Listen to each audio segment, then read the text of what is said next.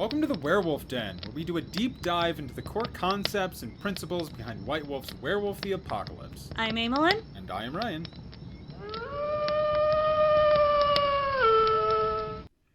Welcome back. So today we are going to be continuing with our runner-up in the poll, Rite of the Cairn build. Rite of the Cairn build is one of those quintessential werewolf things, kind of like with Rite of the Pack Totem. Rite of the Cairn build just feels like something where whenever I make a werewolf character, I kind of always anticipate this coming up at some point in time. It's like fighting a dragon in Dungeons & Dragons. If you're playing a werewolf, you're probably going to have something to do with defending a cairn, creating a cairn, something. Cairns are important. Same with my experience as well. 90% of the games, you either built a cairn, found lost cairns, or did something to protect a major siege on an existing cairn. Yeah. And again, part of Werewolf's beauty, this is something that actually the players do this thing. You can start the game off with Rite of the Cairn build. You can have this as an ambition and sort of set the tone that the game will at some point deal with this topic. And so really dig that about it. One common thing that I know you and I talk about pretty regularly is starting a game where Rite of the Cairn build has happened, but most everyone has died. And that's how we get rid of all of our NPCs in a LARP game and just leave players to fill all those roles. Yeah, open the door for people to step in, right? So it's a huge thing that pretty much is quintessential to the environment of the game. Mm-hmm. Unlike Rite of the Pack Totem, Rite of the Cairn build is something that can't just be done in a session. And yeah, Rite of the Totem is something that does take some planning. But cairn building is so much more. This is an apex moment within the overall chronicle. This is the defense of Helm's Deep. This is super significant, and you're going to spend a lot of time building up to that, building the drama and the suspense and the intensity, and then the actual conduction is going to take, a lot of time and energy. So it's not something that's done in just one instance. There's a lot of milk that you can get out of this cow. And just the setup alone, when I did this in the LARP, this is something that took months and months of actual in-game and real-world time. Because in the LARP, 1 week in the LARP is 1 week in the real world. It's all mirrored chronologically. And I want to say preparation started about in September, and then the construction of the cairn took place in April. And so we had 7 months of people doing legwork, appeasing spirits, thinking up strategies, deciding on where to build it and who's going to build it. There's so much that goes into this one idea. And the biggest thing of all, building allies amongst the seps, strategically placing who's going to be where, what is everybody going to do, where does everyone's strengths lie, and building allies outside of the werewolf community itself. Building up those kinfolk. What are those kinfolk going to do? Are they going to help? Of course they're going to help because they're kinfolk and that's what they do. Mm-hmm. But how are they going to contribute? Are they going to be perched up as snipers, or are they going to be recessed back and going to be part of like a healing tent or something like that? Then there's, of course, Farah. You can very easily incorporate Farah into your game. Is there a local Farah community that the werewolves are aware of that they can reach out to and be like, hey, let's mend some bridges, and you can get some excellent storytelling out of that. Mm-hmm. But I guess the first thing we should talk about is location. And within the LARP, my LARP took place within the city of Chicago. And so a lot of players were from a small cornfield, like an hour's drive west of Chicago. So though we didn't live there, everyone within the game was aware of Chicago and what it held. And so the players started the game, obviously, with ideas of what might be a cairn or what might be a potential spot for a cairn and things of this sort. And then I was able to, over the months, sort of feed in ideas of, well, this is a significant place, and this place has a lot of spiritual energy, and it's kind of bad, but there's energy there, and you can spin it and cleanse it kind of stuff. And so there was a lot of time to scope out the landscape and find what might work. And of course, if a player is like, I really want to do this, they can push in that direction. But since it was a LARP, you have a lot of different voices that all get a say. And so there was a lot of time to sort of figure it out. But eventually, the site that we settled on was Graceland Cemetery. And again, one of the great things about White Wolf setting in the real world is that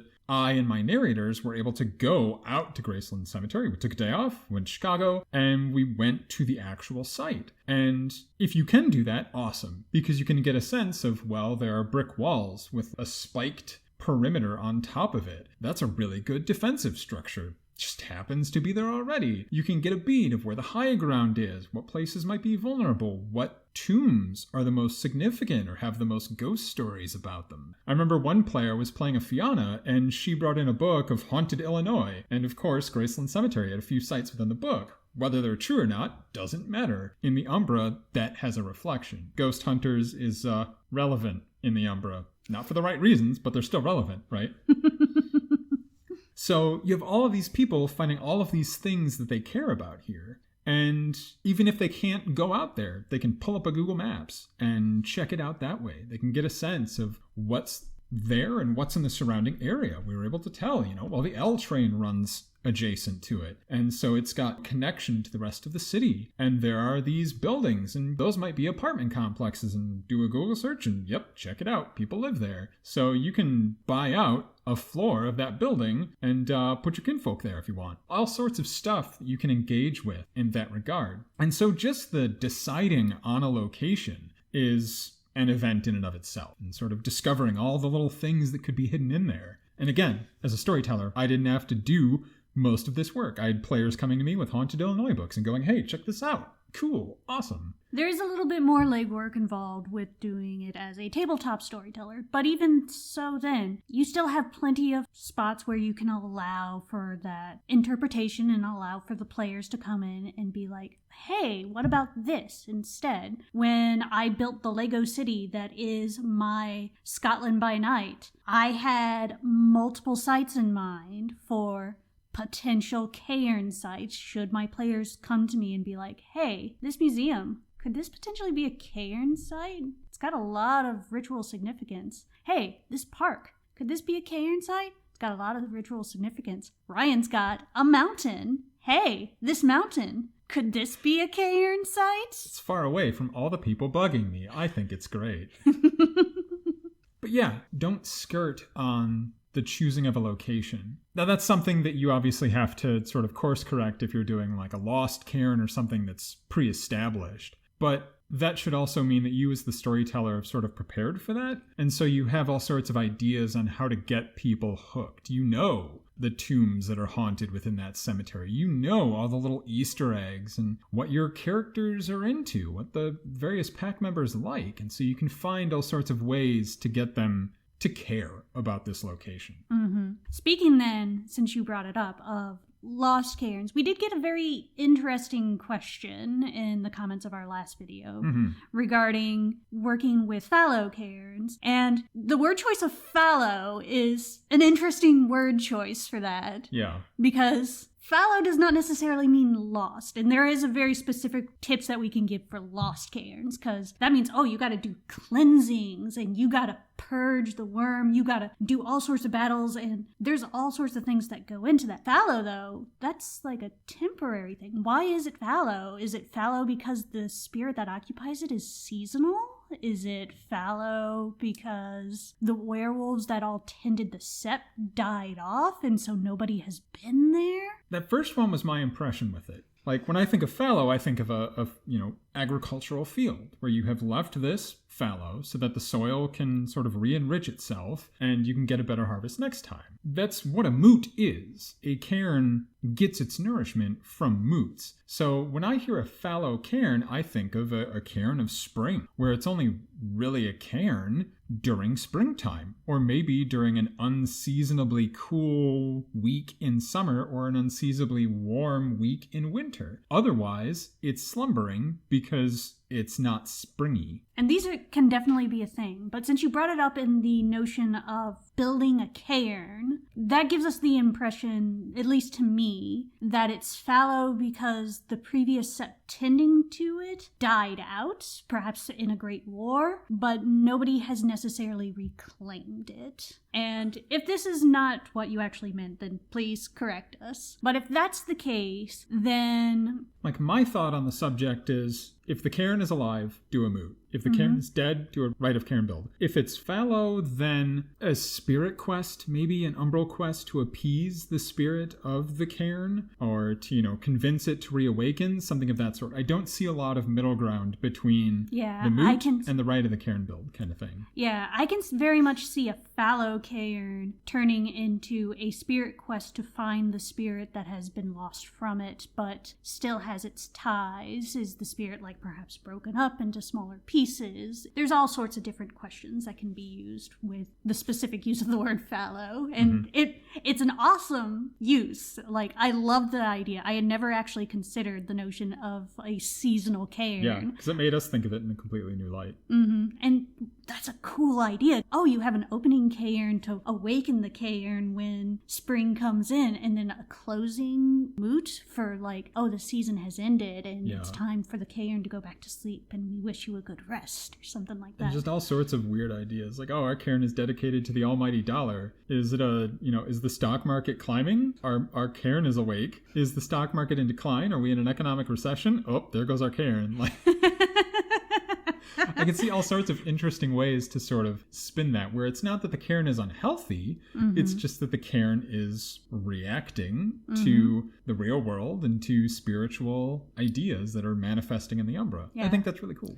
With that, the big thing comes down to what sort of spirit are you using to indicate the fallowness of this cairn? What sort of spirit occupied it originally? Because I think that's going to really affect that. Sorry if it's a very vague answer, but hopefully it gives you some ideas to work with. And honestly, the idea of a fallow cairn, a cairn that sleeps, was such a cool notion to us that we just kind of wanted to share it with everyone else. Yeah. So back to our original train of thought, I guess.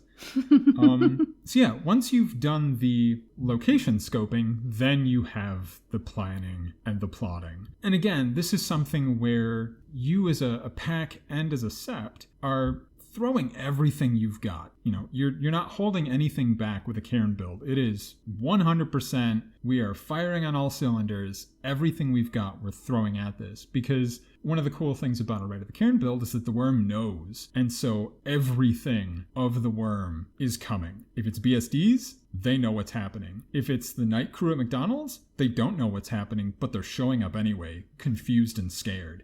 You get to throw everything at this. And so the players have to have a plan. You can't just decide to do this one day. And in my LARP, this generated tons of ideas. And the central one that came up was some people had the idea to appease a spirit of winter. And when I say winter, I mean horrible Midwestern winter. Hoary bearded, riddled with frostbite. Why do we live in this godforsaken area? Winter. And so like I said, planning on this started in September, and for about 6 months, the Sept performed a chiminage. At every monthly gathering, they would sacrifice themselves in the Umbra to winter's ravages. So that way when this blizzard comes, Old Man Winter knows that you've borne your scars of this, and so you can still move around and operate without dying, whereas other people who are unsheltered are very vulnerable. But then there's the flip side. We had a player who was playing a pregnant character,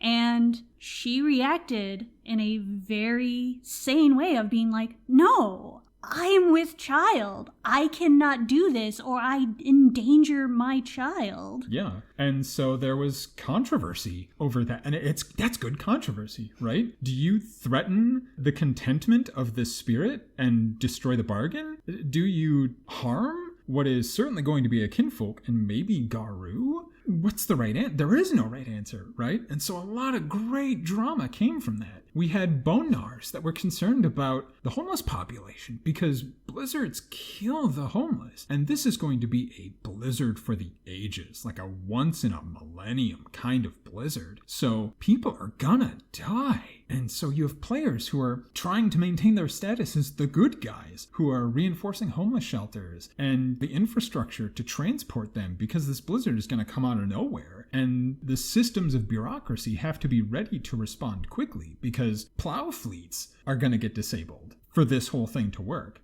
you've got to be looking out for these people. And of course, you're finding blind spots as well, where people don't care about those who could be hurt, and the worm is using that to its advantage. So as a storyteller, you've just got a ton of options to sort of work with what players are coming up with. Mm-hmm. And it's one of those things where you can just kind of continue to build anticipation if you're doing it in a tabletop setting. As they are going through all of this preparatory work, you can make sessions out of, hey, this is a consequence of what's happening in your preparations. Mm-hmm. And yeah, like Amylin said previously, this is also an opportunity to bring in every NPC you've got. In my LARP, everyone within the sept was a player. So we drew on kinfolk and we drew on the Farah. And with kinfolk, it was kind of nice because since it was a largely player-driven LARP, I didn't have a lot of opportunity to sort of generate this stuff on my own. If you had kinfolk and you didn't use them, they were just dots on your sheet, and that's all they would ever be because I'm a slave to the board. But even players who never paid attention to their kinfolk were now thinking like, all right, how can I utilize them? And hey, I've got to talk to these people now. I haven't talked to you in 7 months. Like, who are you again? What are your thoughts on this kind of stuff? And figuring out how to use them, how to motivate them, and what they can do, what they can contribute. Are they proficient in firearms? Can you rent out an apartment, put them in that, and they can provide some covering fire during the fight? Are they medically trained? Are they brave? Can they just run supplies between, your sort of headquarters or where you're conducting the ritual? All sorts of stuff that they can do to sort of shore up numbers. And just that alone can generate a lot of sessions of content for you. Dealing with the Farah, this was something I did more because it was a LARP. But yeah, having these other relationships where it's like, all right, of these people out here, you've met this person or that person, you've met that ratkin in the sewers. Like, do you want to try and get them on board? Do you want to try and, ensure that they're not just going to show up to steal the cairn from you or just, kneecap you from behind because you're dicks in the War of Rage or whatever? Again, so much content you can draw from this one singular rite. Mm-hmm. And it's one of those things where there's so many different types of things that you can do. Building those allegiances, making those preparations, prepping the grounds, appeasing the spirits, finding potential enemies that could show up. And it's like, do we take care of them now, or are they harmless enough that we don't really need to worry about them? Mm-hmm. All of that sort of work gives dynamic for every possible player. One of the things in Ryan's LARP that we ended up doing was all of the Galliards got together and just did a big old moot song, a big old conjoined moot song. And we actually did a moot song where we danced and we sang, and there was a whole stage production to the thing. Mm-hmm. It's not a necessary step, but it's an awesome step. You can just put it if you want to, right? Mm-hmm. Everybody has a role they can play with building a cairn. Yeah. The last thing I'll say in the preparation is to sort of set the tone. And, I alluded to Helm's Deep before, and I think that's a great example where I think that film did a phenomenal job of sort of setting this impending tension for this moment, this dread. Moments where people are your kinfolk are given guns and maybe they've never fired a gun in their life. Role play that moment out with your players. They're freaking combat gods just by virtue of being able to shift into Krenos. And even they should feel afraid because the worm's bringing everything it's got. If you're just a kinfolk with a 9mm, oh god, that's gotta be terrifying. And so let the players know that. Let them see that. And hopefully, it'll engender a better respect for the kinfolk. But it's a great opportunity to really roleplay all these different dynamics that kind of won't get explored outside of a Rite of the Cairn building, I feel. Now, once the preparatory work is done, that's when you've got the fight. And I think I did a pretty good job with running this in a LARP. Combats and LARPs are never clean. They're always awful. But I had a few narrators on my staff at the time, and all of them had characters because no one wanted to be a straight, full, 100% narrator. To be fair, I was a kinfolk, but... You started off as a player. I did. Yeah. But I also had players who didn't want to engage in a 4-hour-long mass combat, which was awesome because they were willing to be narrators for me. And within the set, I wanted to have a narrator for every pack. Every group of players should have one narrator to deal with that. I think we had 5 packs. So we just came up with like a pentagram where we have north, south, east, west, and kind of northeast divisions, as well as the rite master conducting the rite at the center, and any theurges or galliards that didn't want to take part in the fight, they're there helping to conduct the ritual. On that topic, what I did, since that's like 50 plus rolls, is, this was a LARP where it's rock, paper, scissors. I just had the player submit, throw me 50 chops. Tell me rock, paper, scissors 50 times. And hand that to my narrator. I am then going to give that narrator my list of rock, paper, scissors 50 times and give that to the narrator. And that way we'll know how many wins did you get, how many successes, Instead of rolling dice 50 times and taking up an hour of everyone's time, do it before game. So that way you can spend time actually like conducting the drama and building the tension. Because otherwise you're going to have a lot of rolls that don't have a back and forth. It's just sort of, I'm rolling 5,000 dice. Let's count the numbers. Ugh. Do that ahead of time. I think that's probably the best idea I had. But yeah, the rite master at the center, who's sort of, this is the goalpost. You need to protect this. And so while he wasn't engaged in any of the drama directly, I didn't give him the results of his chops until afterwards, and I broke the combats down into waves. And so every wave would have a different group of antagonists rolling up on each of these 5 quadrants, right? 5 packs. And I scaled them up and down. Sometimes the west is going to get a Nexus Crawler, and the east is going to get the night shift at the McDonald's, who don't understand what's going on. They just put down their buns and took off their gloves and walked out into a blizzard, and now they're slowly dying, but they can't stop walking to the cemetery, and they don't know what's going on. And so each of these waves is happening chronologically. I was never with one pack on wave 2 while another pack is on wave 1, because that would disrupt a sense of unity and all in this togetherness.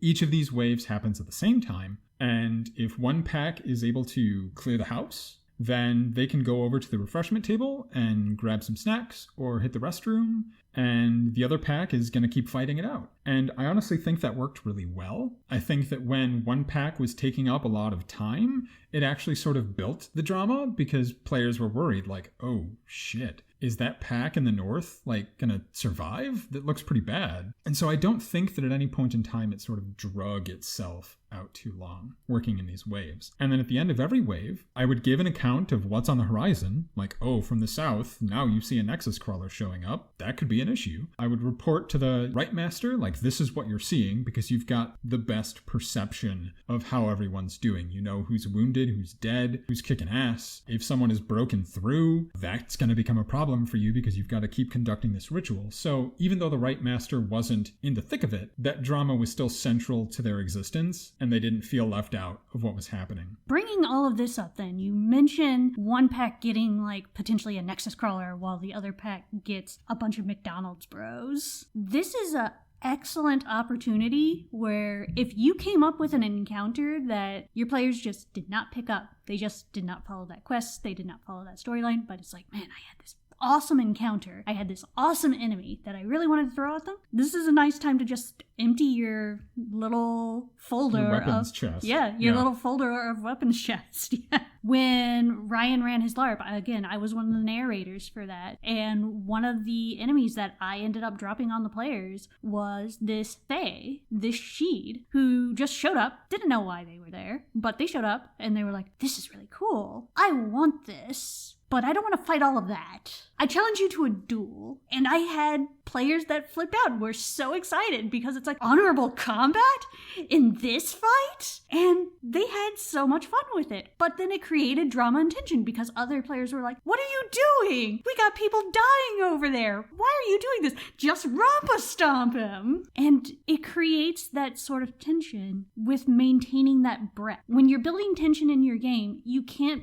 actually build tension by just chronic and it's going and it's getting worse and it's going and it's going and it's going. If it's just a straight line into hell, you're not building tension. You're just beating your players up, and it's not gonna feel tense and exciting. It's gonna feel like a slog. Yeah, it's an endless combat at that point. That's what I think worked well about the wave structure, because at the end of every wave, it was like, all right, here's your chance to reload your gun. Here is your chance to perform Mother's Touch. Here is your chance to assess how your fellows are doing. It gave everyone a chance to sort of relax for a moment. We're not in combat right now. And of course, you can narrate this in all sorts of ways. And in my LARP, it was, well, the blizzard's, really hammering down right now. You can see there's some black spiral dancers, 3 blocks down that are rearing to come. But right now, it's just ice traveling horizontally. It is impossible for them to move. And so you can't hurt them, but they can't hurt you right now. This is your chance to talk to your fellows, to heal your allies, to,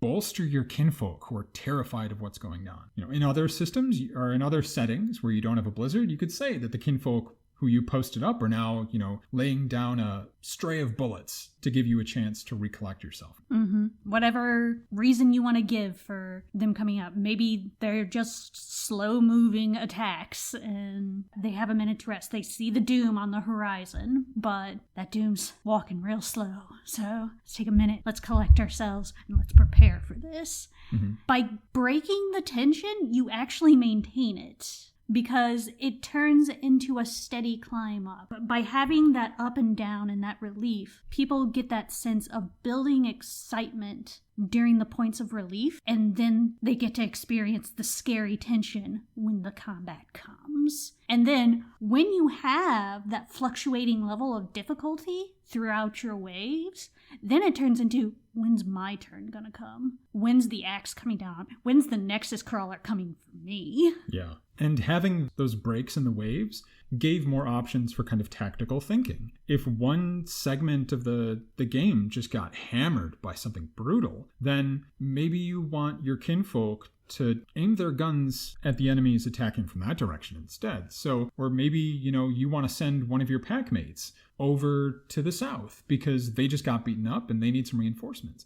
I don't advise splitting up packs, but you can split up some of your resources, like the kinfolks, like I said. So it's a great way to sort of allow people to think about stuff. If you have more tactically minded players, this is steak and potatoes for them. This is steak and potatoes for me. I love this kind of stuff in games. And so that's incredibly clutch. And remember always to be reinforcing that roleplay throughout this time. I liked to include ideas where if there's a pack that you don't like and you see them get hammered, you as a storyteller should, tell the players that. Let them know that those guys just got wrecked. And maybe you want to give them that choice of, do you want to take advantage of that? Or if they're friends, right? Do you want to reinforce them and abandon your post or, divert some of your resources to them to help them? Because it might mean that the worm breaks through on your watch, but it could also mean that some of your friends and allies are going to die. And if the North gets breached and your Rite Master gets killed, but you hold the West,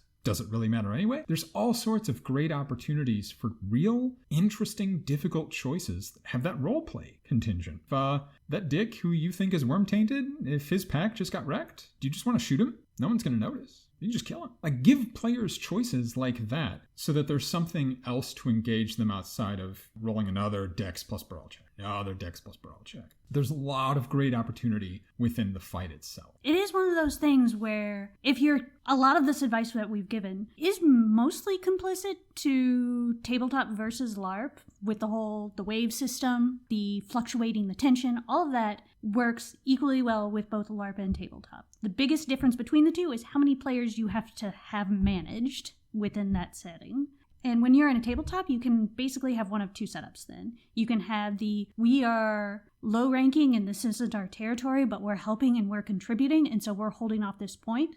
You can have supplies being run through their territory and be like, somebody's running supplies because somebody else needs reinforcements. Do you give some of your supplies up to help further bolster that? Or do you just not like them? Maybe you're like, no, we need those supplies here. Give them options for affecting these other regions or what's going on in these other areas in those moments of breath so that they can feel like they're not just staking themselves out in a single spot. And then if they're higher rank, well, now they can be the big guys that are calling the shots from the area. You got your worm foe of an Arun pointing and dictating where all of the other Aruns should be. You got your Theurge, who is actually leading the right. You got your Galliard, who is calling to the spirits and trying to do their best to pay the ultimate chiminage to them. You got your Ragabash, who are running fallow and setting traps and doing all sorts of different things to try to slow the worm down. Mm-hmm. It's all about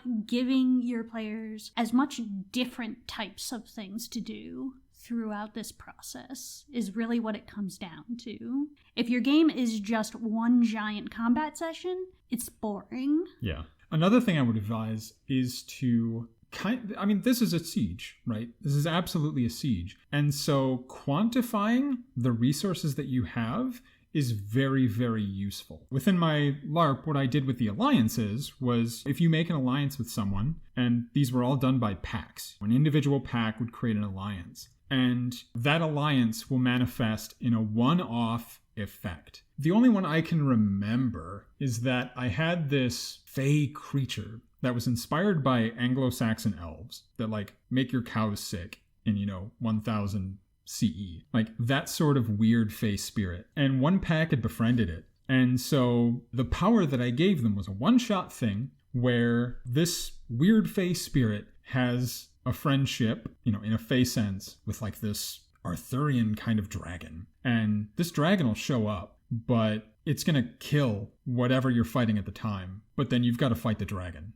It's just going to smaug everything, and you're going to have to stop it. So it was a one-off thing that this pack could call on. They could call it on someone else, right? If that pack they hate is just fighting a bunch of McDonald's employees, you can smog those McDonald's employees, and then that pack's going to fight a fucking dragon. But it was a one-off or limited use resource that they were aware of. And so it gave them another interesting choice in between just rolling Dex and Brawl, like I said. And you can quantify this as you've bought so many rounds of ammunition for your kinfolk. So if you're doing this as a tabletop, you can say, all right, based on the work you've done to supply them and motivate them, this is what they'll provide you. They will provide you with 3 breaks in the wave or what have you. Give them resources that they can call on to benefit themselves or others within the sept, or to hinder others within the sept. Give them those interesting choices, but make them limited. This isn't something you can do all the time. It's not an endless resource. It can run out. And that's another interesting choice within a Cairn build, is you don't know how many enemies are going to be coming. You can break a actual rite of the Cairn build up into multiple sessions,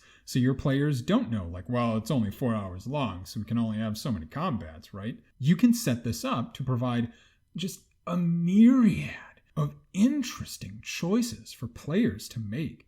And it's really one of the great strengths of Cairn building. Mm-hmm. Last but not least, I think one of the cool things to do is to empower the players to choose the totem spirit for the Cairn. In my experience in the LARP, I had a brand new to Werewolf and brand new to LARPing Theurge who got chosen as the Rite Master. And he himself really didn't have a great idea of what was in the books. But again, because it was a LARP, other players did. So they came to him with their suggestions and their ideas and their advice. And I was able to feed in a few that players didn't think of based on the location of the Cairn and the city of Chicago. I was able to educate him enough so that he could make an informed and interesting decision. And I really recommend doing that. This is an easy opportunity for the storyteller to pass the ball off to the players and let them make a significant choice that will make a great impact within the game. And again, aside from just the respect and admiration that comes from being a Rite Master, this is kind of the big perk, is getting to be all right, this is our totem, this is the flavor, this is going to color the rest of the game experience for us. And, that'll drive a lot of conflict in a LARP over who's going to get to be Rite Master kind of thing. So that's, I think, the last piece of advice I have on making Rite of the Cairn build really shine. Yeah, with that, I think we covered just about everything, and it looks like Shakes is getting a little antsy with us, so... Oh yeah, for those of you troopers who are out time-stamping Bastet appearances. That was nothing for your adoring fans. She's just perching stoically. Yep.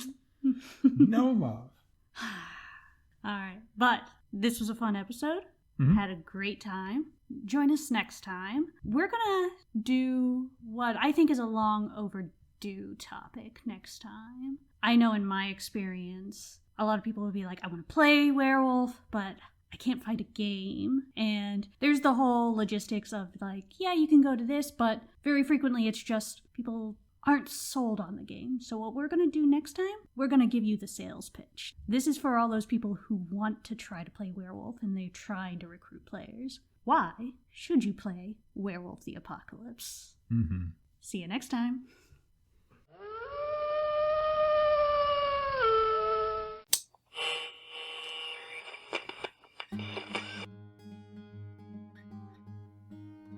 Welcome to the Pentex Break Room.